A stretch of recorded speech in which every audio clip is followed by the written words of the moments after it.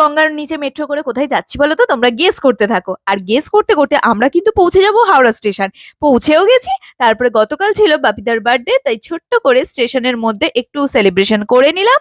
তারপরে আমরা কার্তিকদা এনেছিল ঠেকুয়া প্রসাদ খেয়ে চন্দননগর স্টেশন পৌঁছে গেলাম। তারপরে প্যান্ডেল হপিং করতেও কিন্তু আমরা শুরু করে দিয়েছি। ফার্স্ট প্যান্ডেলটা দেখেই মানে মুগ্ধ হয়ে গেলাম। যাই হোক, প্রত্যেকটা প্যান্ডেল আর প্রত্যেকটা প্রতিমাই খুব খুব খুব সুন্দর হয়েছে। এই প্রথমবার লাইফে আমার ছোটবেলার ইচ্ছা বলতে পারো।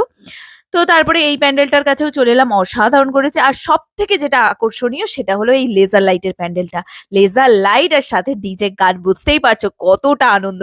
তারপরে জাগতিকের প্যান্ডেলেও চলে এসেছি। প্রত্যেকটা দলের নামও খুব সুন্দর। তারপরে রাত ২টোর সময় কোনো রেস্টুরেন্ট খোলা না থাকায় আমরা মিত্র ক্যাফে খোলা পেয়েছিলাম। ওখানে চলে এসে ফিশ ফ্রাই নিয়ে খেয়ে নিচ্ছিলাম।